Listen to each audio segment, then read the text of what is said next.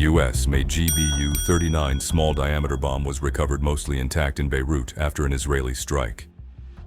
Now the US wants the bomb back and urgently working to retrieve it to prevent adversaries such as Iran or Russia from gaining advanced technological insights, underscoring the critical security value attached to this precision weapon.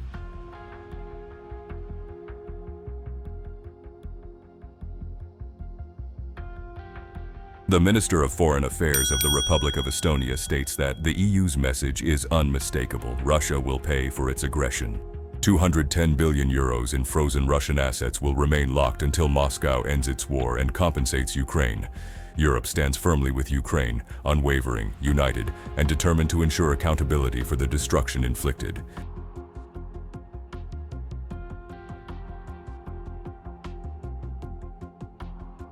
Somewhere, Belarus handed over 114 civilians to Ukraine. The youngest released Ukrainian was 25 years old. All of them were accused of working for Ukrainian special services.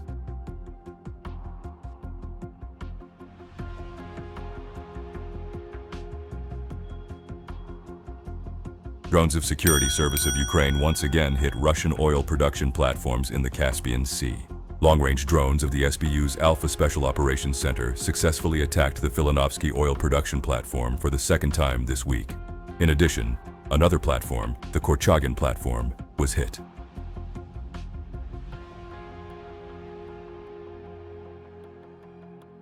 Erdogan met with Putin in Turkmenistan. The Turkish president called on Putin to agree to a limited ceasefire in Ukraine. On the other hand, Putin is not hiding his intentions. On December 2, 2025, at the VTB Forum in Moscow, he stated, "The most radical way is to cut Ukraine off from the sea." This came as a direct response to Ukrainian drone strikes on Russia's tankers. Odessa, Ukraine's premier Black Sea port, is the obvious target here. Without it, Kiev loses everything. And if Brussels and London do not change course, it may indeed end up in Russian hands. As per the warning, Russia damaged Turkish-owned vessels in attack on Ukrainian ports in Odessa. As a result, sources say the region is in a blackout.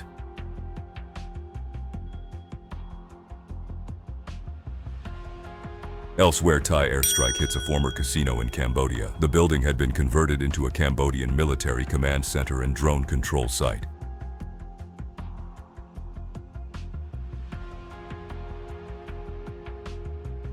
As a result, Cambodia has suspended all entry and exit at its border crossings with Thailand, effective immediately amid ongoing deadly clashes between the two countries.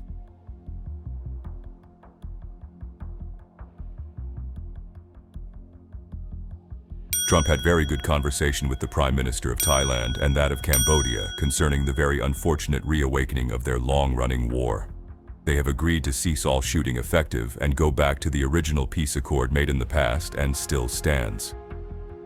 The heat between the US and Venezuela keep rising. The US State Department imposed sanctions on 4 individuals and 6 entities for supporting the Maduro regime and have listed 6 ships as frozen assets.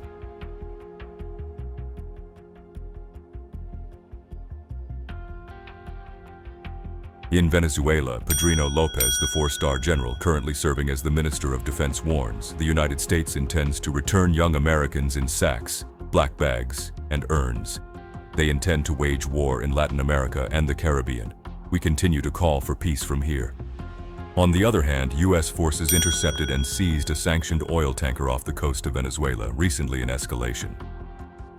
Putin enters the fray. From sources he spoke by telephone with Venezuelan President Maduro, where they exchanged views on the further development of friendly Russian-Venezuelan relations in line with the Strategic Partnership and Cooperation Agreement that entered into force in November 2025. Putin expressed solidarity with the Venezuelan people and reaffirmed his support for the Maduro government's policy aimed at protecting national interests and sovereignty in the face of growing external pressure.